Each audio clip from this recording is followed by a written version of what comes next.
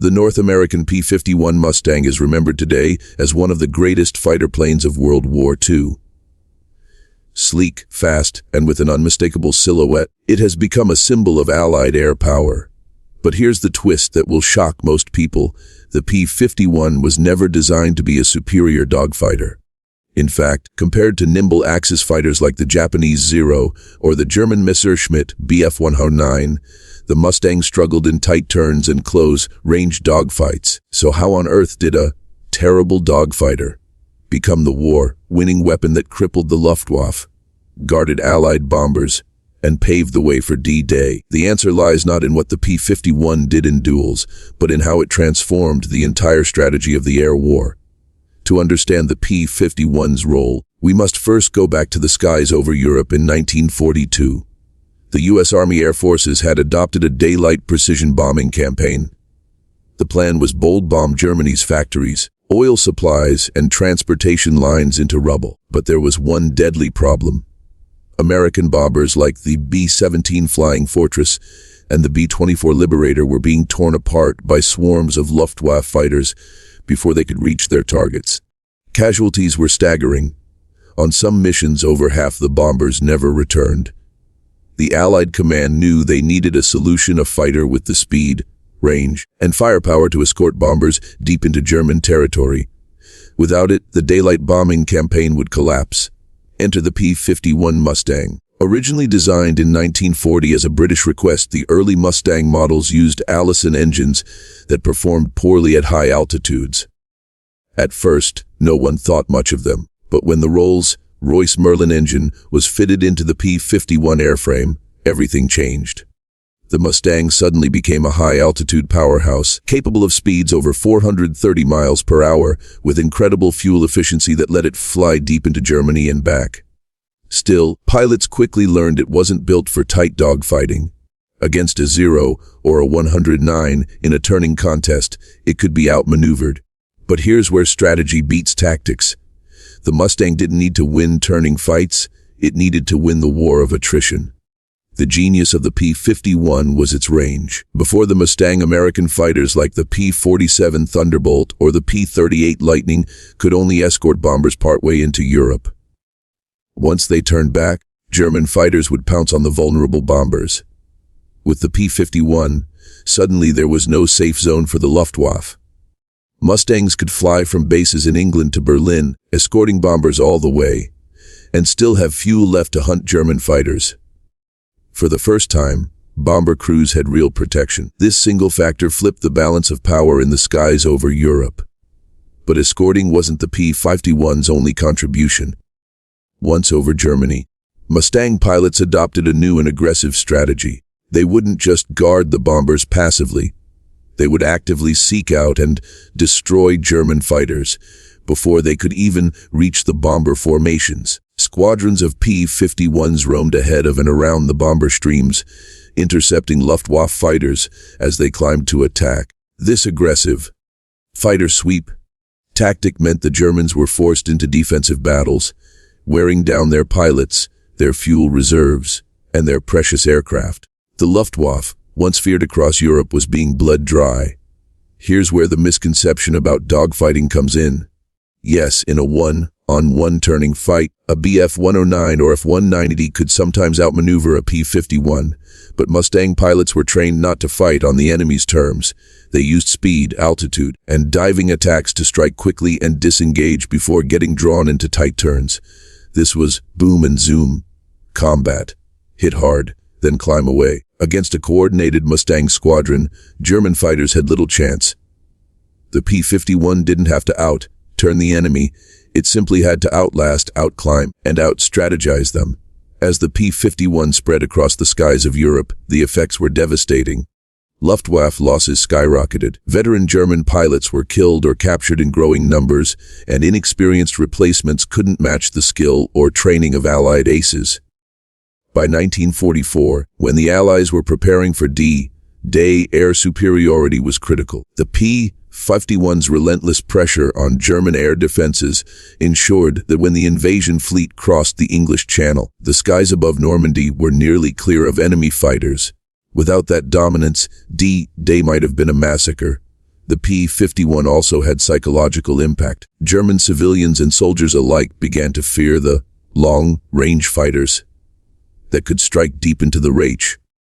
Even when bombers weren't flying, P-51s conducted strafing runs on trains, trucks, and airfields, crippling Germany's ability to move supplies. Pilots called this going down to the deck, and it turned the Mustang into not just a bomber escort, but a terror weapon against the infrastructure of the German war machine. Meanwhile, in the Pacific theater, the P-51 also made its mark. There, it escorted B-29 Superfortress bombers on long missions over Japan, including the devastating raids on Tokyo.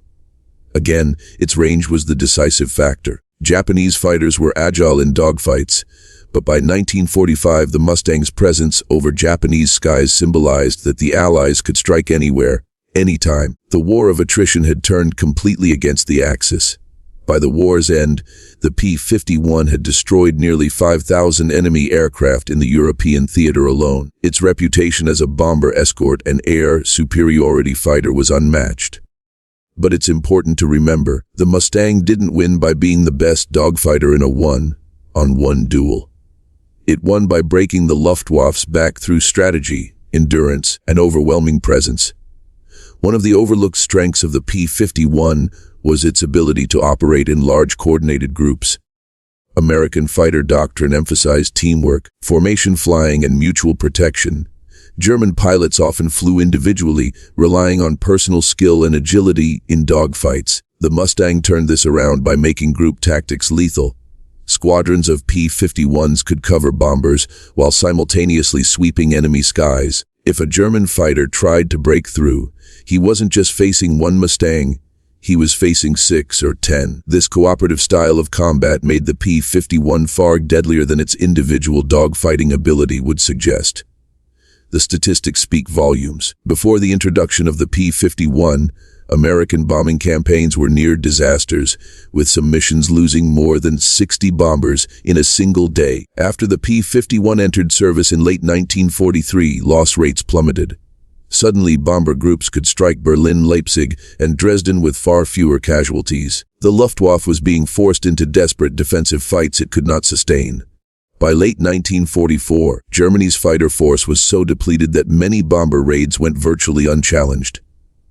In just 1 year, the balance of air power had flipped completely. Still, the P-51 wasn't invincible. It had weaknesses. It was relatively fragile compared to the rugged P-47, and its liquid, cooled engine meant that a single bullet in the radiator could cripple the plane. Pilots knew that survivability wasn't guaranteed, yet what set the Mustang apart was its ability to dictate the terms of battle. Even if an individual aircraft was vulnerable, the collective effect of hundreds of Mustangs sweeping the skies was unstoppable. It wasn't about the durability of the machine. It was about the relentless pressure they placed on the enemy. Another hidden factor in the Mustang's success was logistics. The U.S. and its allies were producing fighters and training pilots at an industrial scale Germany could never match.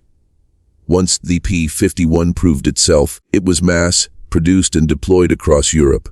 Fuel, spare parts, and support crews were abundant. This logistical machine allowed the Mustang to stay in the fight day after day, week after week, while the Luftwaffe ran short on everything from fuel to trained pilots. In the long war of attrition, the Mustang was the perfect weapon, affordable, reliable, and mass-producible. Let's not forget the human factor. Many American pilots adored the Mustang. They called it the Cadillac of the skies. Unlike earlier fighters, the P-51 was comfortable to fly, stable at high speeds, and forgiving in many maneuvers. This boosted pilot morale, and morale is a weapon in itself. A pilot who trusted his machine fought more confidently. Compare that to German recruits being rushed into service with little training and inadequate planes. Who do you think had the advantage in the air? The Mustang wasn't just an airplane, it was a psychological edge. By early 1945, the Luftwaffe was virtually destroyed as an effective fighting force. The P-51's constant harassment, the destruction of fuel depots and aircraft factories, and the sheer inability of Germany to replace lost pilots meant the skies belonged to the Allies. This air superiority didn't just help the bombers, It made the ground war possible. When Allied tanks rolled into France and later Germany, they did so under friendly skies. The Wehrmacht had to fight without reliable air cover, while Allied troops enjoyed the constant presence of fighter bombers overhead. So when people call the P-51 a poor dogfighter, they're both right and wrong. True, it wasn't the most agile aircraft in a tight turn, but that was never its purpose.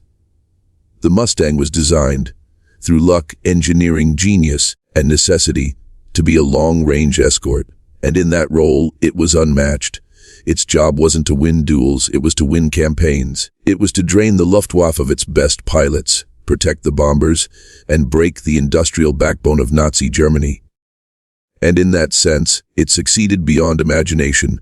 The legacy of the P-51 goes beyond World War II. It served in Korea, flew in dozens of smaller conflicts, and remains a beloved warbird at air shows today.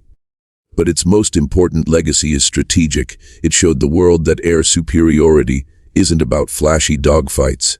It's about endurance, logistics, and the ability to strike deep into enemy territory.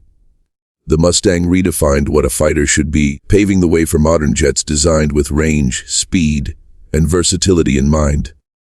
If you strip away the myths, the truth of the P-51 is even more impressive than the legend. This was not a perfect plane. It had flaws. But it was the right plane at the right time. Combined with Allied industry, aggressive tactics, and bomber strategy, it became the weapon that tipped the balance in the air war over Europe. The Luftwaffe, once invincible, was reduced to rubble. Without the Mustang, daylight bombing may have been abandoned, day could have been delayed, and the war might have dragged on far longer. So, was the P-51 a terrible dogfighter? In some respects, yes, it wasn't meant to outturn every opponent. But was it a war winner? Absolutely. The Mustang story is a reminder that wars aren't won by single duels in the sky.